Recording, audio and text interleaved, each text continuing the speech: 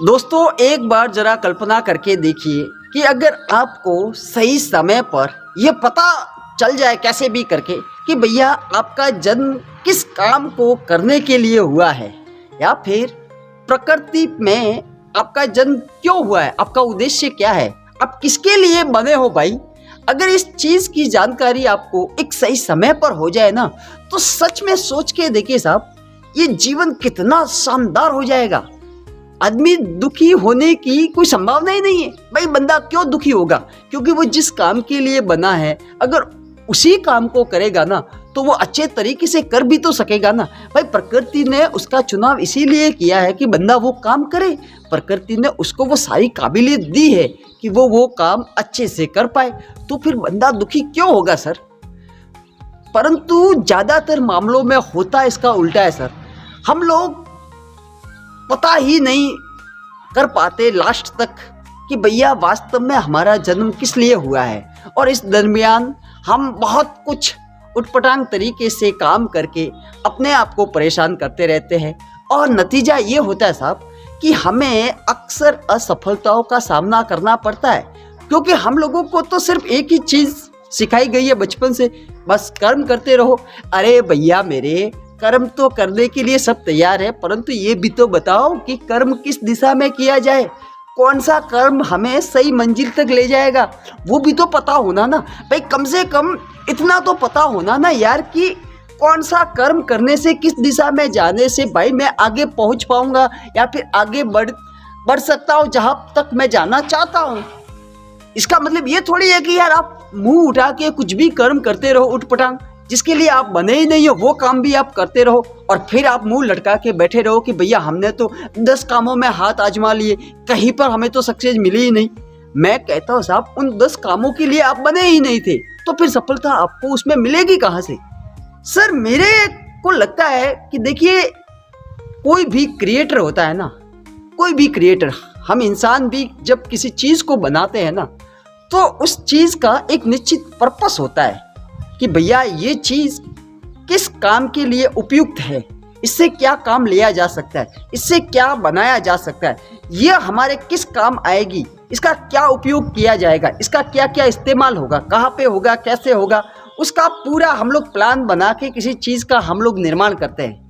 ठीक है sir. Sir बिना किसी पर्पस को जाने हम लोग किसी चीज़ का निर्माण करते ही नहीं है। आप खुद से सोच के देखिए सर, एक ऐसी चीज़ बताइए जिसका निर्माण किसी बहुत बड़ी कंपनी ने किया हो और उसका कोई पर्पस ही ना हो, उसका कोई उद्देश्य ना हो। क्या आज दिन तक आपने कोई ऐसी चीज़ देखी है?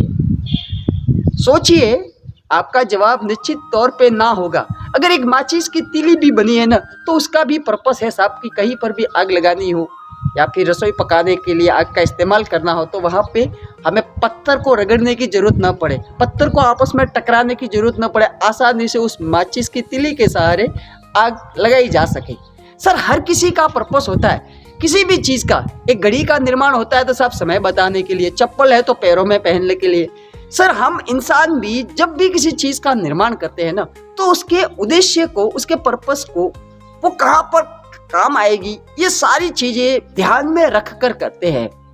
तो एक बात सोचिए साहब, जब उस क्रिएटर ने, उस ईश्वर ने ये पूरी सृष्टि बनाई और उस सृष्टि में हमें भी सृष्टि का ही एक अंग बनाया, हमें भी तो भाई प्रकृति ने ही तो हमें बनाया है ना। ऐसा तो नहीं है कि भैया आप अपनी मर्जी से आ गए कि भैया चलो मैं कुछ दिनों के लिए पृथ्वी पर चला जाता हूँ और आ जाता हूँ घूम फिर के। ऐसा तो थोड़ी हुआ है सर। ईश्वर की मर्जी से ही आपका जन्म हुआ है। आपको जो भी बॉडी मिली है, जो भी दिमाग मिला है, जैसी सोच विचार, जैसे लोग, जैसा वातावरण, जैसे हालात परिस्थितियाँ, जो कुछ भी मिला है ना साहब, वो सब कुछ आपको ईश्वर की बदौलत ही मिला है। तो ये बात भी तय है कि आपके जीवन का उद्देश्य भी उसने पहले से ही तय कर रखा है कि भैया आपको किस काम के लिए बनाया जा रहा है।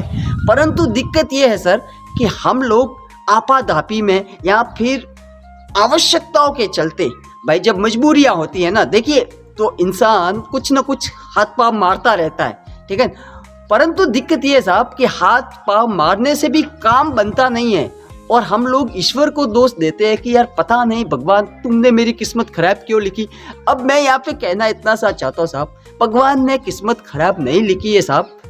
आपको सच में जिस काम के लिए बनाया गया है ना, उस काम तक आप पहुँचे ही नहीं थे।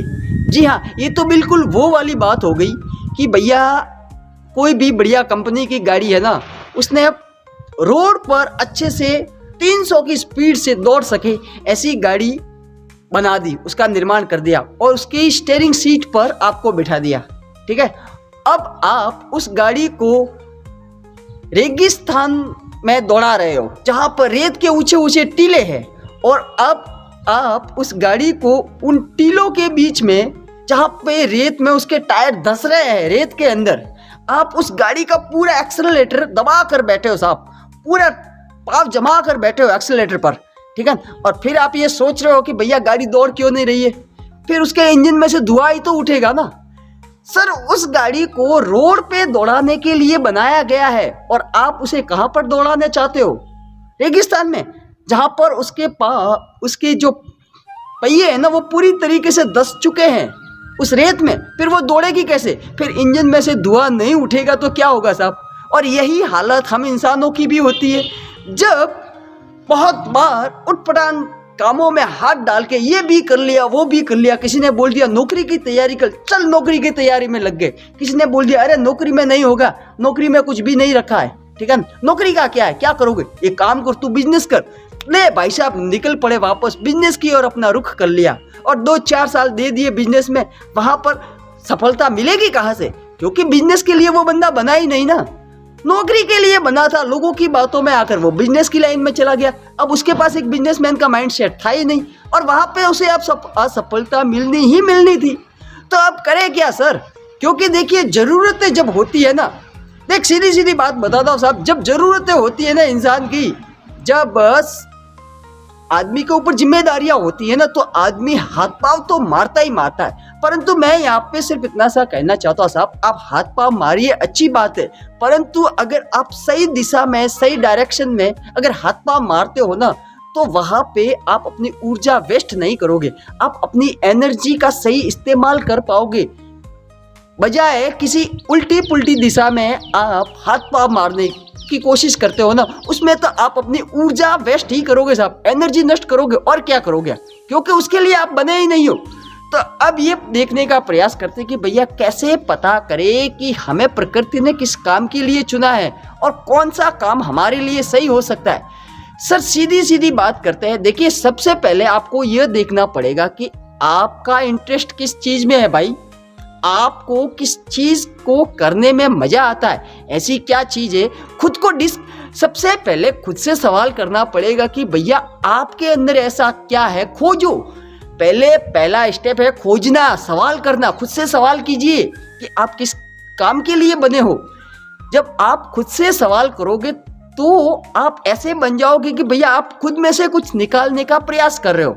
और जब आप खुद से सवाल करते हो तो यहाँ पर आपको ध्यान रखना है कि आप बिना किसी दबाव में, बिना किसी कारण के, ऐसी क्या चीज़ है जो आपको करने में मज़ा आता है, जिसमें आप बोर नहीं होते। आपका इंटरेस्ट किस चीज़ में है, हो सकता है वो कोई भी चीज़ हो। देखिए, जिस चीज़ में आपको इंटरेस्ट है और उस काम को आप बिना किसी प्रेशर के कर रहे हो, बिना थके, बिना रुके, किसी के दबाव दिए बगैर भी आप उस काम को कर रहे हो और आप अपने मजे के लिए कर रहे हो, आपको कोई प्रेशराइज नहीं कर रहा है उस काम को करने के लिए, फिर भी आप उस काम को कर ही रहे हो, तो ये समझिए साहब कि उस काम में आपको इंटरेस्ट है। और मैं यहाँ पे अच्छे कामों की बात कर रहा हूँ, ठीक है।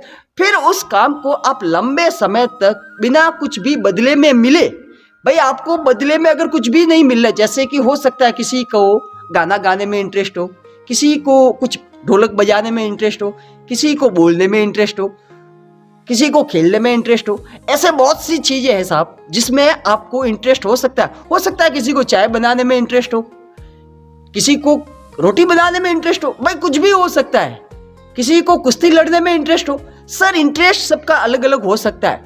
आपको जिस काम में मजा आता है ना, और उस काम को आप लंबे समय तक बिना किसी दबाव के, बिना कुछ बदले में मिले, आप अपने आप देखिए, आपके करने से नहीं, आप अपने आप करते रहते हो ना, उस चीज को पकड़ने का प्रयास कीजिए सर कि ऐसी क्या चीज है, अच्छी चीज जिसे आप अपने आप करते हो, बस वही आपका इंटरेस्ट है। और उस काम को करने के लिए आपको एफर्ट ना लगाना पड़े, आपको ज्यादा जूझना ना पड़े। देखिए बहुत बार ऐसा होता है साहब कि हम लोग मेहनत तो बहुत करते हैं और बहुत से लोगों की एक ये भी शिकायत रहती है कि भैया क्या करें यार, मेहनत तो बहुत करते हैं परंतु रिजल्ट नहीं मिल रहा। रिजल्ट मिलेगा भी कैसे साहब, आप इतनी मेहनत कर रहे हो उस काम के लिए, आप बने भी हो क्या भाई, आप बने भी हो क्या, आप सच में इंटरेस्टेड हो या फिर किसी दूसरे को देखकर आप इंस्पायर हुए हो। देखिए इंस्पायर होना अच्छी बात है, परंतु यार कोई बंदा वास्तव में उस काम के लिए बना है, हो सकता है आप उस काम के लिए ना बने हो, आप किसी दूसरे काम के लिए बने हो, तो किसी को कॉपी करना ये सही नहीं है। आप अपने इंटरेस्ट को पहचानिए कि भैया आप किस लिए बने हो, और जब आप एक बार अपने इंटरेस्ट को पहचान लेते हो ना, तो वहां पर आपको फिर एफर्ट लगाने की जरूरत नहीं पड़ती है। फिर आप एफर्टलेस तरीके से उस काम को अपने आप करने लगते हो, और आपको करने भी, मैं तो यहाँ तक कहूँगा साहब कि आपको करना भी नहीं पड़ता, वो काम अपने आप होने लगता है। आप तो सिर्फ एक माध्यम बनते हो। जी हाँ, आपकी बॉडी अपने आप वो काम करवाती है आपसे, क्योंकि जब आप अपने सही इंटरेस्ट पे चलते हो ना, तो फिर चीज़ें अपने आप होने लगती है, फिर ज़िंदगी आसान होने लगती है। तो सबसे पहले सर आपको ये फाइंड आउट करना पड़ेगा, ये डिस्कवर करना पड़ेगा कि भैया आपके अंदर वास्तव में आपका पैशन क्या है, आप किस चीज़ के लिए बने हो भाई, आपका इंटरेस्ट क्या है। और जब आप ये एक बार समझ लेते हो ना, फिर आप इस दुनिया में आपका जो भी मुकाम है, आप जिस काम के लिए बने हो, वो काम आप आसानी से कर सकते हो सर। सबसे पहले ये ढूंढिए कि आप किस चीज़ के लिए बने हो, नहीं तो जिंदगी भर मतलब मजदूरी करनी ही करनी है, ये बात मान के चलो सर, ये बात पक्की है। क्योंकि बहुत से लोगों को आप देख लो जो सिर्फ दो हाथों से कमाने की कोशिश करते हैं ना, कि भैया हम तो मेहनत करेंगे, मजदूरी करेंगे, कुछ भी करेंगे और कमा ही लेंगे। गलत फहमी में हो साहब, क्योंकि मजदूरी करके आदमी मजदूर बन सकता है, मजदूरी करके आदमी मजदूर बन सकता है, मालिक बनना बहुत मुश्किल होता है। इसीलिए अपने टैलेंट को ढूंढने का प्रयास कीजिए सर, फिर चीज़ें आसान हो जाएगी, फिर आपको इतना एफर्ट लगाने की जरूरत नहीं पड़ेगी। और दूसरा सबसे बड़ा फायदा ये है साहब कि उस काम में आप कभी बोर नहीं होंगे। और ज़बरदस्ती अगर किसी भी चीज़ को आप करने जाओगे ना, दूसरों के कहने पर, दूसरों के बहकावे में आकर, या फिर दबाव में आकर, या फिर किसी भी चीज़ से भाई जिम्मेदारियों का प्रेशर कुछ ज़्यादा ही हो जाएगा और आपने उठपटांग कामों में हाथ डाल भी दिया ना, तो मैं बता देता हूँ सर, देखिए कुछ समय के लिए तो आप रिलैक्स हो सकते हो, कुछ समय के लिए तो आपको ये बिल्कुल टैबलेट की तरह होगा। ये स्टेप है ना आपका, जिम्मेदारियों के चक्कर में फंसकर या फिर लोगों के दबाव में आकर किसी भी काम में हाथ डाल देना, ये बिल्कुल टैबलेट के जैसा होगा कि भैया कुछ देर के लिए टैबलेट आपके दर्द को कम तो कर देगी, परंतु वो दर्द खत्म नहीं होगा कभी भी, वो वापस उभर के आ जाएगा। इसी तरीके से सर बिना अपने टैलेंट को पहचाने, बिना अपने इंटरेस्ट को फाइंड आउट किए आप कुछ भी करने जाओगे ना, तो जिंदगी भर के लिए साहब पछतावा होगा आपको। इसलिए मैं सिर्फ इतना सा कहना चाहता हूँ साहब कि देखिए मेहनत कीजिए सर, मेहनत कीजिए, बिल्कुल मेहनत कीजिए, परंतु मेहनत को सही डायरेक्शन में, सही दिशा में कीजिए सर, क्योंकि वहाँ पर सही दिशा में जब आप चलते हो ना, निकल पड़ते हो ना, तो फिर आपको एफर्ट लगाने की जरूरत नहीं पड़ती सर, अपने आप चीज़ें आपके लिए होने लगती है। आपको सिर्फ हल्का फुल्का प्रयास करना पड़ता है, क्योंकि आप पर्टिकुलर उसी चीज़ के लिए बने हो, और जिस काम के लिए आप नहीं बने हो ना, उस काम में आपको एड़ी छोटी का जोर लगा भी दिया ना, फिर भी आपको उस लेवल की सफलता नहीं मिलेगी जिस लेवल की सफलता आप पाना चाहते हो। तो सबसे पहले अच्छा तो यही रहेगा सर, मेरा मानना है कि अच्छा तो यही रहेगा कि ईश्वर ने आपको जिस काम के लिए भेजा है ना पृथ्वी पर, उस काम को कीजिए सर, उस काम को कीजिए। थोड़ा सा वक्त लग रहा है ना, तो वक्त दीजिए, खुद का अवलोकन कीजिए सर, खुद को टटोलिए कि ऐसा क्या काम है जिसे करने में आप बोर नहीं होते, काम सही होना चाहिए, आपको मजा आता है और आप आप जाने अनजाने में वो चीज़ें करते रहते हो बिना किसी फायदे के, उस काम पर काम कीजिए सर। फिर देखिए ये दुनिया आपको कहाँ से कहाँ तक पहुँचा देगी सर। Thank you.